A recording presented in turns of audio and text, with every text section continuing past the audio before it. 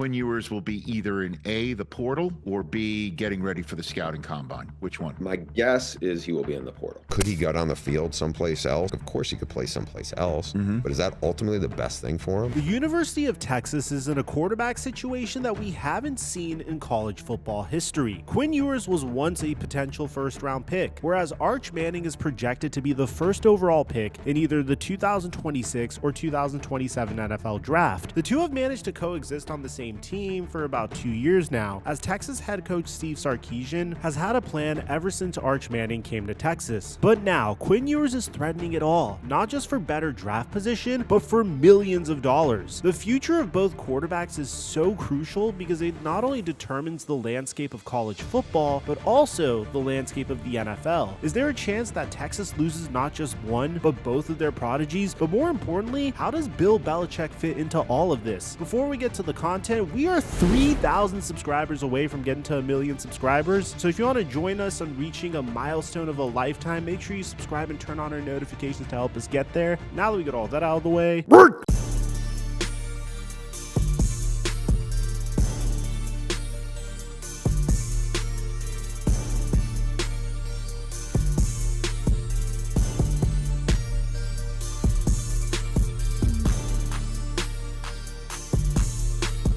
we've been dominating when we've been making picks for the NBA and the NFL on PrizePicks. If you haven't played PrizePicks before and you're really good at guessing player projections, you can make yourself a decent amount of money. I give away my picks on my Instagram story at @TheFlightMike, and right now when you use my promo code Mikerophone and make an entry of $5 or more, you'll get a free $50. And thank you PrizePicks for the sponsor. Mic check 1 2 1 2. What's going on, everybody? I apologize for my surroundings. I took a little mini trip to Tulum prior to the NFL playoffs, guys, but before we get into the Texas quarterback controversy and Bill Belichick, let me make something clear. I will not be talking about Texas's season leading up to the college football playoff. If you want an in-depth analysis on that, we already have another video that I would recommend watching. The main subject of this video will specifically pertain to Arch Manning and Quinn Ewers and the nearly 100% certainty that at least one of these quarterbacks will be transferring, or in the case of Quinn Ewers, maybe entering the NFL draft, but that sounds very unlikely, and we'll get to the reason why later in this video. Now, as I'm making this, Texas just beat Arizona State in what can only be described as an all-time classic to advance to the college football playoff semifinals against Ohio State. But one thing in particular stood out. Quinn Ewers, the same man who struggled mightily against Georgia in the SEC championship, dominated against Arizona State, throwing for 3 touchdowns and over 300 passing yards, all while completing 66% of his passes to win the game in double overtime. Now, before you say, but Mike, it's just a Big 12 school, Arizona State's defense is ranked 38th in the nation in terms of points allowed. Just take a look at this touchdown pass to force double overtime. It's 4th and 13. Quinn Ewers is just 1 incompletion away from losing the game. And with 6 pass rushers attacking him, Quinn Ewers steps up in the pocket and delivers a dime to force double overtime. But then it gets even better. On the first play of double OT, Ewers steps up into the pocket and throws a crossbody dot to his wide open tight end to win the game. Now, I know what you might be thinking. Did Quinn Ewers play the perfect game? No,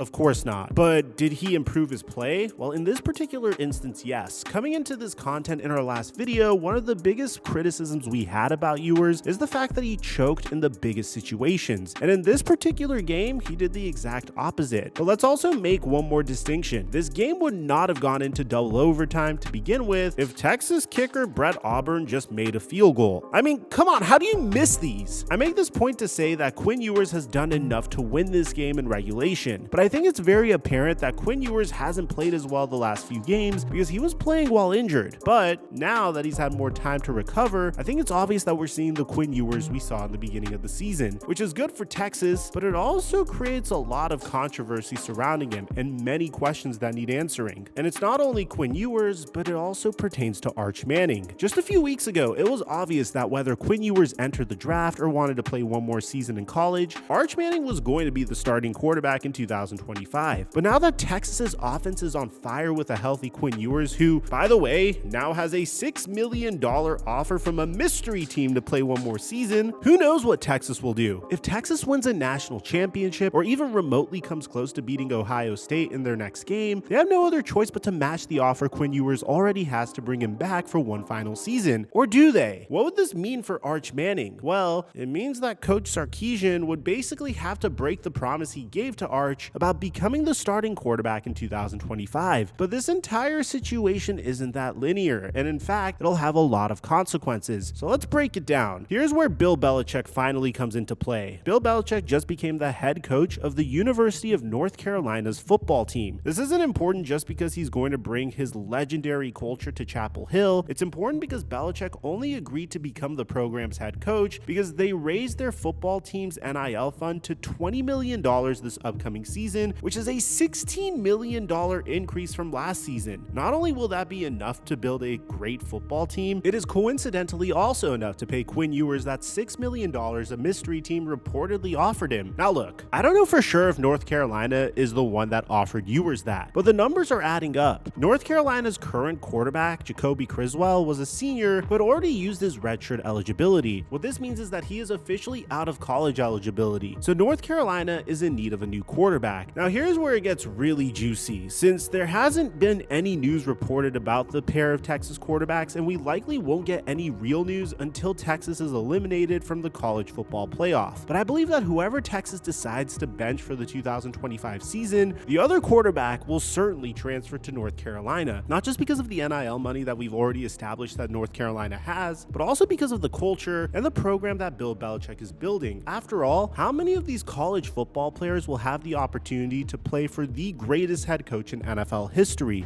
If I was in a college program, the college program would be a pipeline to the NFL for the players that had the ability to play in the NFL. It would be a professional program, training, nutrition, scheme, coaching, techniques that would transfer to the NFL. It would be an NFL program at a college level and an education that would get the players ready for their career after football, whether that was the end of their college career or at the end of their pro career, but it would be geared toward developing the player, time management, discipline, structure, and all that would be life skills regardless of whether they're in the NFL or in somewhere in business. Just listen to Belichick's words. Isn't this the type of program you can just imagine a player like Arch Manning playing for? A coach who treats you like an NFL player, doesn't give you any slack, will build you up and develop you into the perfect NFL quarterback, unless if your name happens to be Mac Jones, of course. I think that's exactly what Peyton and Eli want for their nephew. That same way of thinking can be applied to Quinn Ewers as well. Sure, he doesn't have that Manning prestige that Arch does, but combine the fact that he'll get a bag to go to North Carolina and the fact that he wants to make it to the NFL as a top 10 pick, and this is also the perfect landing spot for Quinn Ewers. Earlier in this video, I said the only way that Texas keeps Quinn Ewers over Arch Manning is if Quinn Ewers wins a national championship, which would force Texas to pay Ewers for one more season, since he's already proven he is capable of winning a national championship. Even though Arch certainly has more potential, there is no replacement for experience. But let's take a break from speculation for a little bit and let's listen to a recent report about the Texas quarterback situation. There was a cloud hanging over this team and above this program coming into the game that still hasn't fully dissipated. And that's because of a couple of reports. One of them being, regardless what happens during this playoff run with Texas, whether they win the championship or they get blown out in the semifinals. Why would that be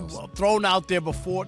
Can it play out? What? So the report is that Arch Manning will be the starter in 2025. Wow. So basically, no matter what, Arch Manning will be a Texas Longhorn starting quarterback next season. Quinn Ewers could win the national championship by 50 points. He could break all-time records. It does not matter. Arch Manning is already your starter in 2025. And honestly, this makes sense. You now no longer need to worry about matching Quinn Ewers' NIL offer, and you don't have to worry for months after the season about who will be the starter in spring camp. I get it from that perspective, but why would you announce this so publicly? Like, your season isn't even over yet, and you can still win a national championship. You don't need your starting quarterback Quinn Ewers stressed out during games because he knows if he loses, that's the last time he'll ever wear Texas orange. I don't get it from that perspective specifically, but we finally got the answers we were looking for. The starting quarterback for the 2025 Longhorns will be Arch Manning, and the starting quarterback for the 2025 Tar Heels will probably be Quinn Ewers. Okay, maybe that second part isn't 100% true, but it does make sense for all sides like we previously spoke about. Quinn gets his money, a great coach, and a one-way ticket to the NFL, while Bill Belichick gets his experienced one-year quarterback who can help develop his brand new 4-star freshman QB. I feel like Quinn Ewers to North Carolina just makes way too much sense. Now, obviously that $6 million